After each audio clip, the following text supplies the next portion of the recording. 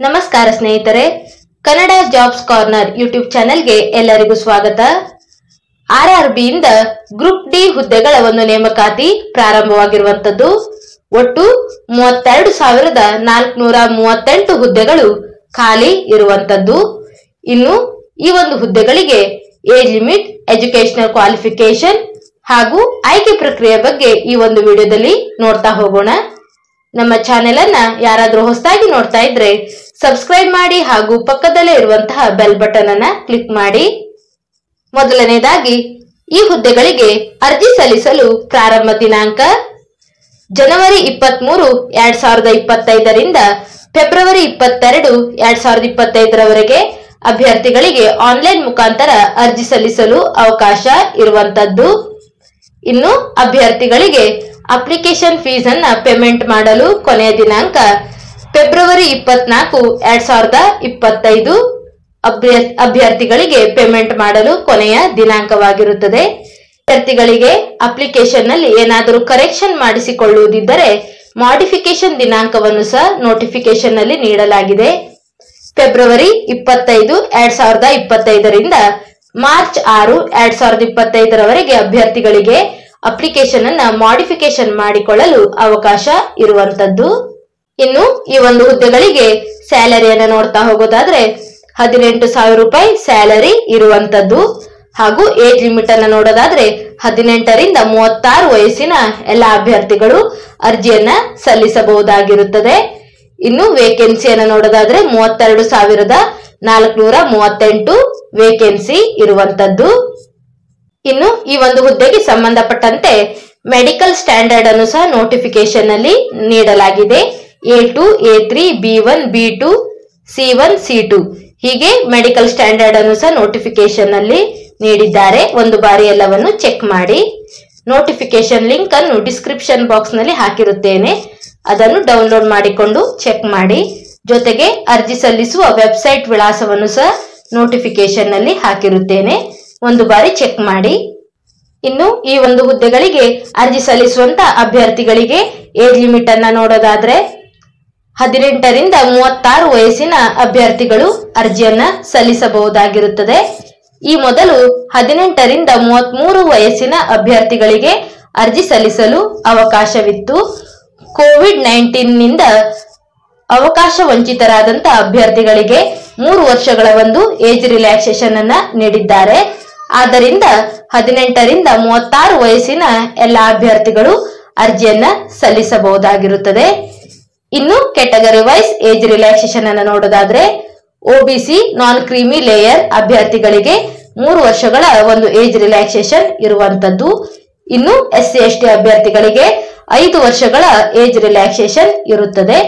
ಇನ್ನು ex service men ಗಳಿಗೆ UR ಮತ್ತು EWS ಕೆಟಗರಿಯ ಅಭ್ಯರ್ಥಿಗಳಾಗಿದ್ದರೆ 3 ವರ್ಷ, OBC ನಾನ್ ಕ್ರೀಮಿ ಲೇಯರ್ ಅಭ್ಯರ್ಥಿಗಳಾಗಿದ್ದರೆ 6 ವರ್ಷ, SC/ST ಅಭ್ಯರ್ಥಿಗಳಾಗಿದ್ದರೆ 8 ವರ್ಷಗಳ ಒಂದು ಏಜ್ ರಿಲ್ಯಾಕ್ಸೇಷನ್ ಇರುವಂತದ್ದು.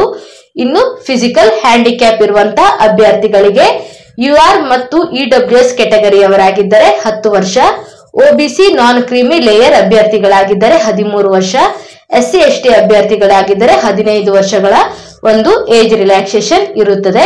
ಜೊತೆಗೆ ರೈಲ್ವೆಯ ಗ್ರೂಪ್ ಸಿ ಮತ್ತು ಗ್ರೂಪ್ ಡಿ ಯಲ್ಲಿ ಸೇವೆ ಸಲ್ಲಿಸಿರುತ್ತಿರುವಂತಹ ಅಭ್ಯರ್ಥಿಗಳಿಗೆ ಒಂದು ಏಜ್ ರಿಲ್ಯಾಕ್ಸೇಷನ್ ಅನ್ನ ನೀಡಿದ್ದಾರೆ.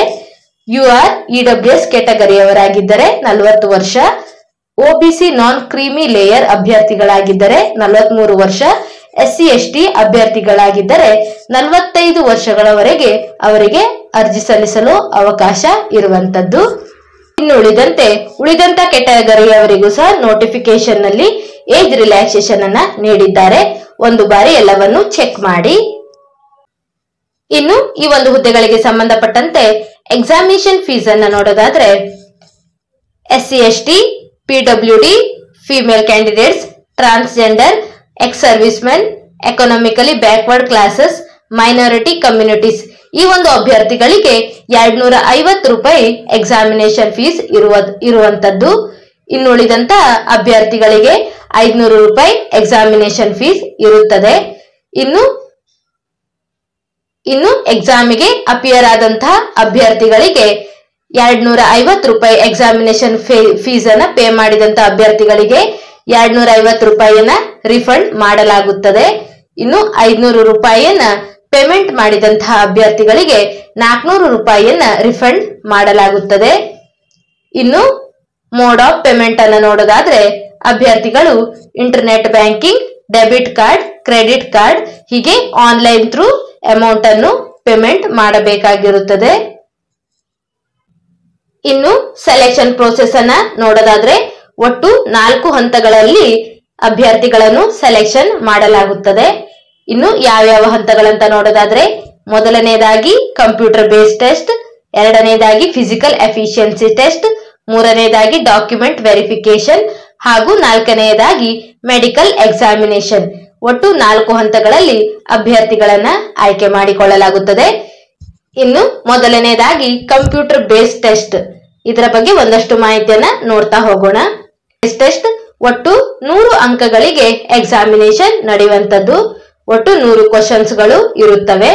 ಇನ್ನು ಈ ಒಂದು ಕ್ವಶನ್ಸ್ ಗಳಿಗೆ ಉತ್ತರಿಸಲು 90 ನಿಮಿಷಗಳ ಕಾಲಾವಕಾಶ ಇರುವಂತದ್ದು.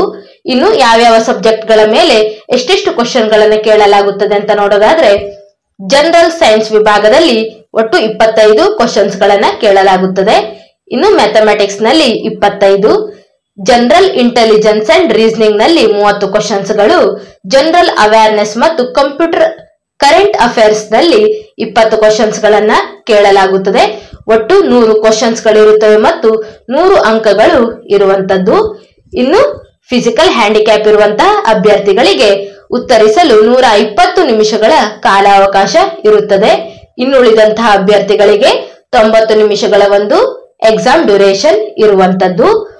ಇನ್ನು ಪ್ರತಿಯೊಂದು ಸರಿಯಾದ ಉತ್ತರಕ್ಕೆ 1 ಅಂಕ ಇರುತ್ತದೆ ಮತ್ತು ಪ್ರತಿಯೊಂದು ತಪ್ಪಾದ ಉತ್ತರಕ್ಕೆ 1/3 ಅಂಕವನ್ನ ಕಳೆಯಲಾಗುತ್ತದೆ.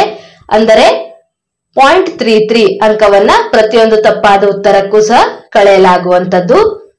ಇನ್ನು ಶಾರ್ಟ್ ಲಿಸ್ಟ್ ಆಗಲು ಅಭ್ಯರ್ಥಿಗಳಿಗೆ ಮಿನಿಮಮ್ ಪರ್ಸೆಂಟೇಜ್ ಅನ್ನು ಸಹ ನೋಟಿಫಿಕೇಶನ್ ನಲ್ಲಿ ನೀಡಿದ್ದಾರೆ. ಇನ್ನು ಕೆಟಗರಿ ವೈಸ್ ಮಿನಿಮಮ್ ಪರ್ಸೆಂಟೇಜ್ ಅನ್ನ ನೋಡ್ತಾ ಹೋಗೋದಾದ್ರೆ UR ಕೆಟಗರಿಯ ಅಭ್ಯರ್ಥಿಗಳಿಗೆ 40% ಒಂದು ಮಿನಿಮಮ್ ಮಾರ್ಕ್ಸ್ ಇರುವಂತದ್ದು. ಇನ್ನು EWS ಕೆಟಗರಿಯವರಿಗೆ 40%. ಇನ್ನು OBC SC ST ಅಭ್ಯರ್ಥಿಗಳಿಗೆ 30% ಮಿನಿಮಮ್ ಮಾರ್ಕ್ಸ್ ಇರುವಂತದ್ದು. ಇನ್ನು ಫಿಸಿಕಲ್ ಹ್ಯಾಂಡಿಕ್ಯಾಪ್ ಇರುವಂತಹ ಅಭ್ಯರ್ಥಿಗಳಿಗೆ 2 ಅಂಕಗಳ ಒಂದು ರಿಲ್ಯಾಕ್ಸೇಷನ್ ಅನ್ನ ನೀಡಲಾಗುತ್ತದೆ. ಇನ್ನು ಎಕ್ಸಾಮ್ ಸಿಲೆಬಸ್ ಅನ್ನ ನೋಡೋದಾದ್ರೆ maths, general intelligence and reasoning, general science, general awareness on current affairs ಈ ಒಂದು ಸಬ್ಜೆಕ್ಟ್ ಗಳ ಮೇಲೆ ಕ್ವಶನ್ಸ್ ಗಳನ್ನ ಕೇಳಲಾಗುತ್ತದೆ. ಇದಕ್ಕೆ ಸಂಬಂಧಪಟ್ಟಂತೆ ಸಿಲೆಬಸ್ ಅನ್ನು ಸಹ ನೋಟಿಫಿಕೇಶನ್ ನಲ್ಲಿ ನೀಡಿದ್ದಾರೆ. ಒಂದು ಬಾರಿ ಎಲ್ಲವನ್ನು ಸಹ ಚೆಕ್ ಮಾಡಿ. ಇನ್ನು ಫಿಸಿಕಲ್ ಎಫಿಷಿಯನ್ಸಿ ಟೆಸ್ಟ್ ಬಗ್ಗೆ ನೋಡೋದಾದ್ರೆ ಪುರುಷ ಅಭ್ಯರ್ಥಿಗಳಿಗೆ ಮತ್ತು ಮಹಿಳಾ ಅಭ್ಯರ್ಥಿಗಳಿಗೆ ಸೆಪರೇಟ್ ಆಗಿ ಫಿಸಿಕಲ್ ಎಫಿಷಿಯನ್ಸಿ ಟೆಸ್ಟ್ ಇರುವಂತದ್ದು. ಇನ್ನು ಪುರುಷ ಅಭ್ಯರ್ಥಿಗಳಿಗೆ ನೋಡೋದಾದ್ರೆ 35 kg ತೂಕವನ್ನ ಅಭ್ಯರ್ಥಿಗಳು ಕ್ಯಾರಿ ಮಾಡಿ 100 ಮೀಟರ್ ಡಿಸ್ಟೆನ್ಸ್ ಅನ್ನ 2 ನಿಮಿಷದ ಒಳಗೆ ಕಂಪ್ಲೀಟ್ ಮಾಡಬೇಕಾಗಿರುತ್ತದೆ. ಇದಕ್ಕೆ 1 ಚಾನ್ಸ್ ಇರುವಂತದ್ದು. ಜೊತೆಗೆ 1000 ಮೀಟರ್ ರನ್ನಿಂಗ್ ಅನ್ನ 4 ನಿಮಿಷ 15 ಸೆಕೆಂಡ್ಗಳಲ್ಲಿ ಅಭ್ಯರ್ಥಿಗಳು ಕಂಪ್ಲೀಟ್ ಮಾಡಬೇಕಾಗಿರುತ್ತದೆ. ಇದಕ್ಕೂ ಸಹ 1 ಚಾನ್ಸ್ ಇರುವಂತದ್ದು. ಇನ್ನು ಮಹಿಳಾ ಅಭ್ಯರ್ಥಿಗಳಿಗೆ ನೋಡೋದಾದ್ರೆ ಮಹಿಳಾ ಅಭ್ಯರ್ಥಿಗಳು 20 kg ತೂಕವನ್ನ ಕ್ಯಾರಿ ಮಾಡಿ 100 ಮೀಟರ್ ಡಿಸ್ಟೆನ್ಸ್ ಅನ್ನ 2 ನಿಮಿಷದ ಒಳಗೆ ಕಂಪ್ಲೀಟ್ ಮಾಡಬೇಕಾಗಿರುತ್ತದೆ.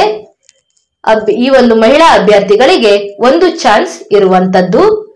ಜೊತೆಗೆ 1000 ಮೀಟರ್ ರನ್ನಿಂಗ್ ಅನ್ನ 5 ನಿಮಿಷ 40 ಸೆಕೆಂಡ್ಗಳಲ್ಲಿ ಕಂಪ್ಲೀಟ್ ಮಾಡಬೇಕು. ಇದಕ್ಕೂ ಸಹ 1 ಚಾನ್ಸ್ ಇರುವಂತದ್ದು.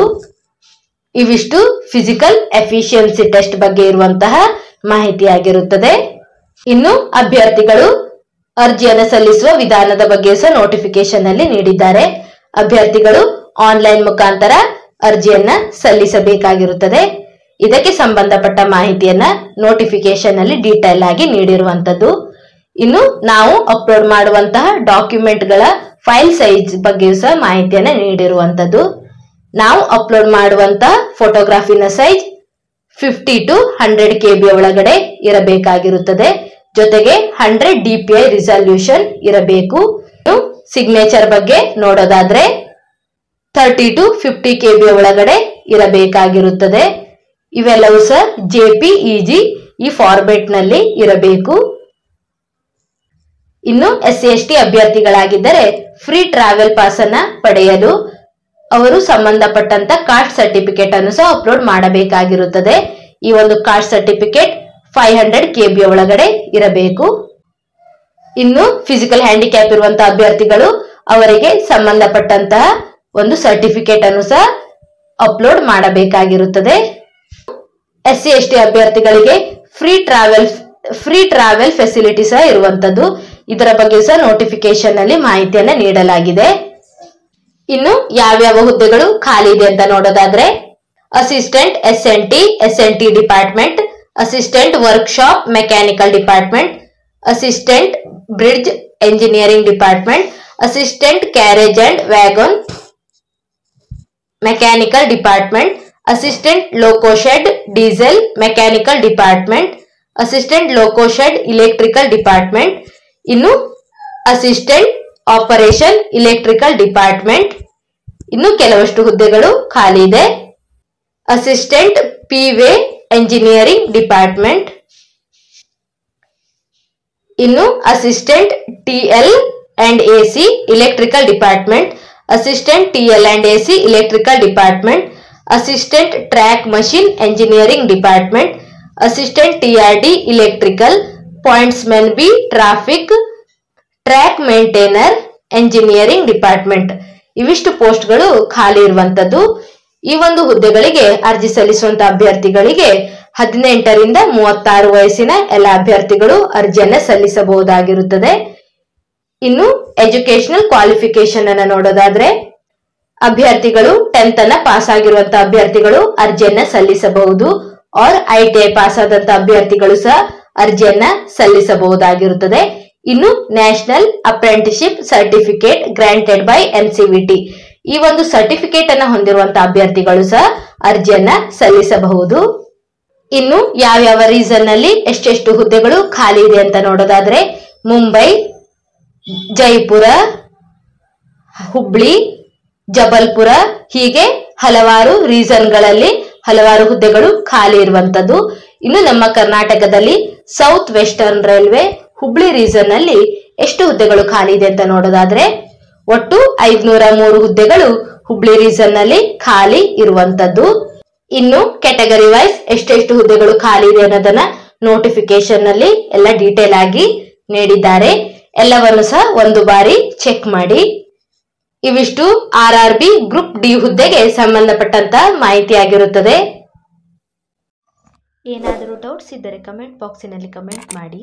ಇನ್ನೂ ಹೆಚ್ಚಿನ ಮಾಹಿತಿಗಾಗಿ ನಮ್ಮ ಚಾನೆಲ್ ಅನ್ನು ಸಬ್ಸ್ಕ್ರೈಬ್ ಮಾಡಿ.